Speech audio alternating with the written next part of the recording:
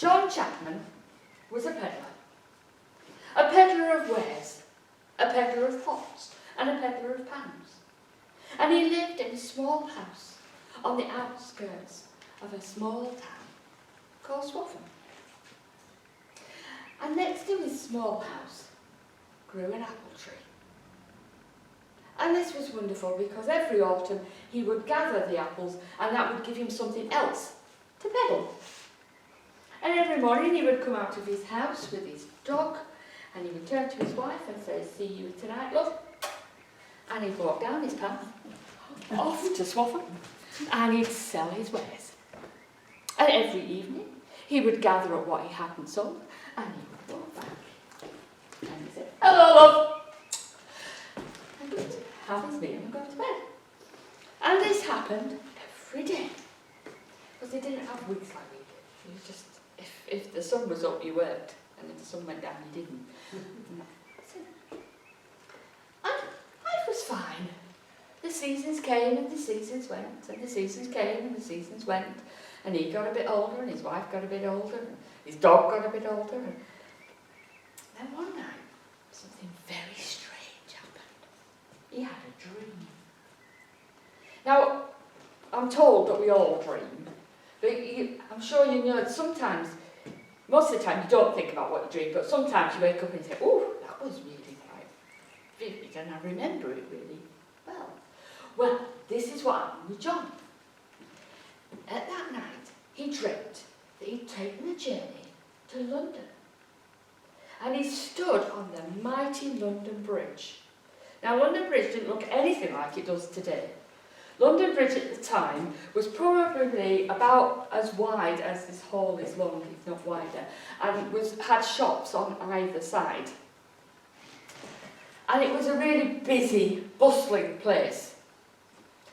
And he dreamt that he went to London Bridge, and there he found his fortune.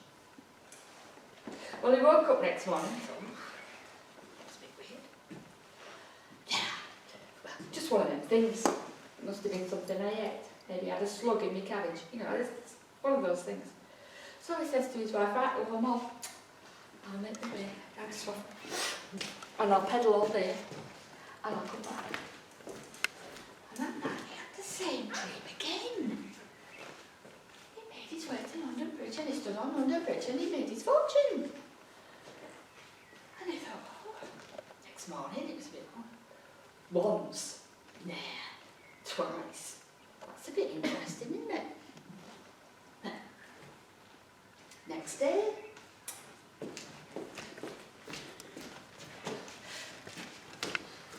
Comes on, dreams the same dream again. That's 3 nights in a row. So the next morning he says to his wife, "I'm sorry, love.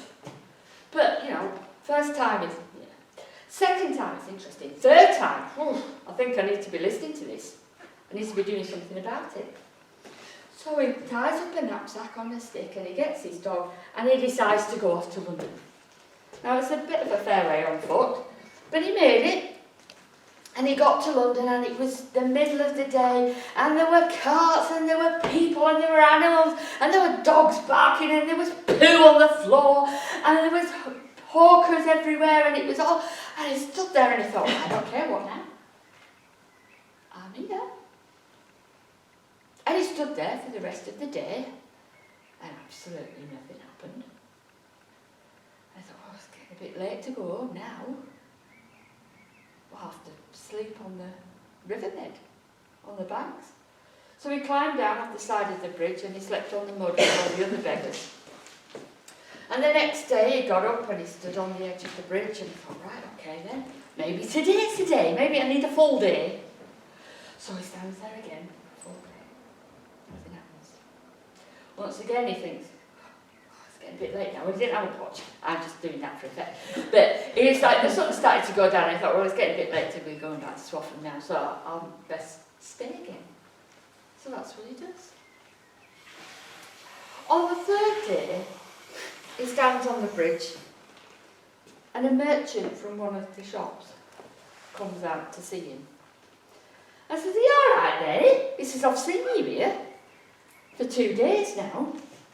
He said, why are you just standing here not doing anything? Are you alright? Are you sure you're alright? Yeah, you're not a bit, you're not having a breakdown or anything, you're okay? And he said, yeah, I'm fine. But I'm not sure whether I am really sane, because I've had this dream. And I had it for 3 nights on the trot, and it said I had to come to London Bridge to find my fortune. He said, and the first night I thought, and the second night I thought, well, that's interesting. And the third night I thought, well, that's it, I've got to do it. And this guy says, well, you know what? That's really funny. Because I've had a dream for 3 nights now. And the first night I thought, and the second night I thought, that's interesting. And the third night, last night, I thought, maybe I need to do something about it. And John looks at him and says, oh, really? What was your dream about? He says, I dreamt of this little place called Swaffham, and there was this house with an apple tree, and underneath the apple tree there was a load of gold.